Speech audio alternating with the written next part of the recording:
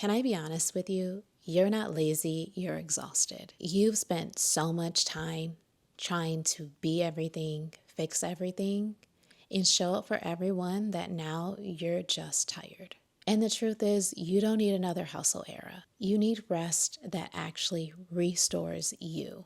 You need structure that feels safe, not stressful. And I know the feeling when every small task feels heavy and motivation just doesn't even feel like an option anymore.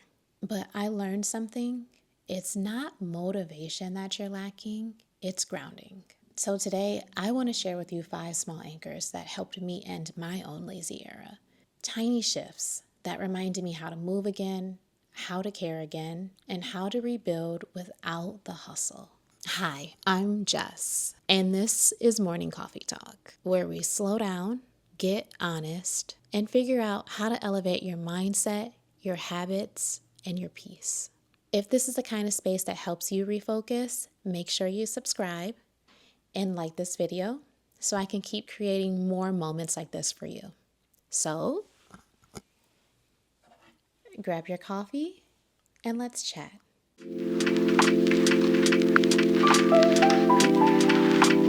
So, let's talk about the word lazy. Many people label themselves as lazy every time they don't meet their own expectations. When you sleep in, when you don't cross off every task on your to-do list, or when you just need a quiet day, you call yourself lazy. But the truth is, you're not lazy, you're disconnected. Disconnected from your energy, from your purpose, and from your joy. You're living on autopilot, constantly trying to do better without even asking yourself what you actually need. And sometimes what looks like laziness is actually your body saying, I cannot hold this pace anymore. Burnout doesn't always look like a breakdown. Sometimes it is stillness, like sitting there unable to take on one more thing, one more task. And you're not doing nothing because you don't care. You're doing nothing because everything has started to feel like too much. So instead of trying to push yourself harder, try reconnecting. Ask yourself, what do I actually need right now? In that question, what do I actually need right now? That was the one thing that changed everything for me. Because the answer wasn't a new routine or a massive overhaul. It was a few small anchors, tiny habits that helped me feel grounded even on the days when motivation was nowhere to be found. These became my 5 anchor habits. They're simple, but they pull you back to yourself every single time. Move your body. Move your body every day. It doesn't have to be a workout. It can be as simple as walking around your kitchen while the coffee is brewing, stretching as you open your laptop, taking a short walk around your neighborhood, or just standing by the window to enjoy the morning sunrise. Movement reminds your brain that you're alive, you're alert, and you are capable. It's the physical way to tell your body, I'm here, I'm still in motion, and I am choosing to show up today. The goal isn't intensity, it's energy. Even the smallest movement is momentum. Nourish yourself like you actually care how you feel. Drink water before your coffee. Eat food that's going to give you real energy, not just quick fixes. We talk so much about self-care that we tend to skip the basics: hydration, nutrition, and rest. The truth is, it is hard to feel inspired when you're running on fumes. Taking care of your body is the foundation of taking care of your goals. Plan your day softly. You do not have to fill every line in your planner or plan out every single minute of the day. I like to start with 3 priorities, 3 things that I want to accomplish at the end of the day, the 3 things that matter the most. And they don't have to be big goals or complicated tasks. It can be as simple as doing the laundry, finishing a work project, or just making that call to that one person that you've been meaning to check in with. The point is not perfection, it's momentum.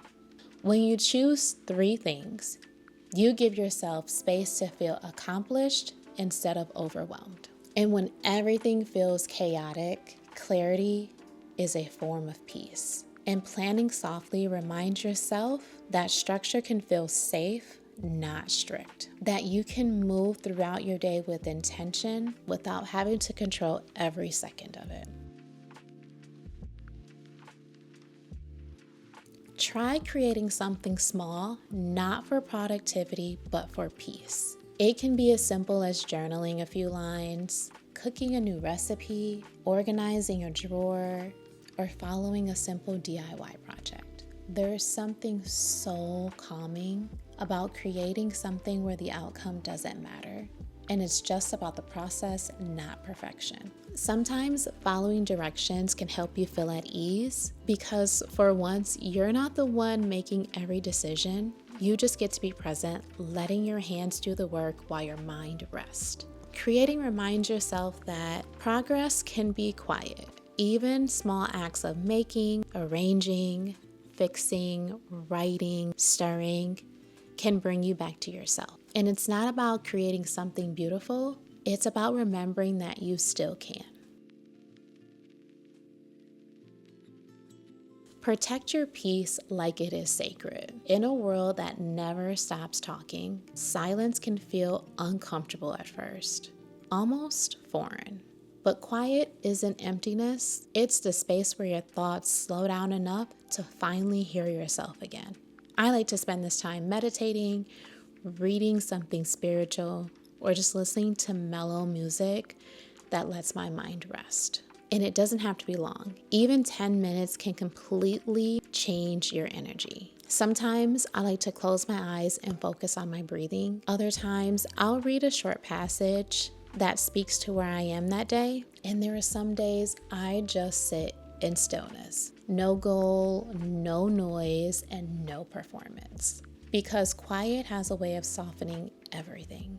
It brings you back to your center, the version of you that isn't rushing or comparing or performing. And once you learn to protect your quiet, you will start craving it. And not as an escape, but as a return.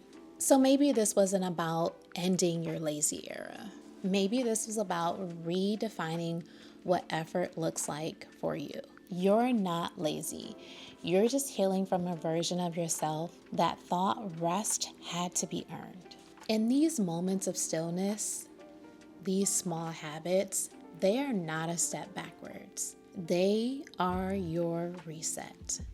Every time you choose to move your body, nourish yourself, plan softly, create something new, or protect your quiet, you are showing up.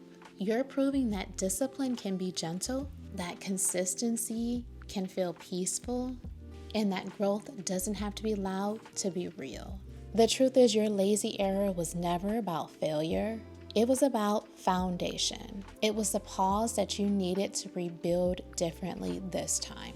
And maybe that's where your real discipline begins. Not in a rush to do more, but in the courage to slow down and do with intention. If this message spoke to you, share it with someone who might need it too. And I'll see you next Sunday. Same time, same coffee.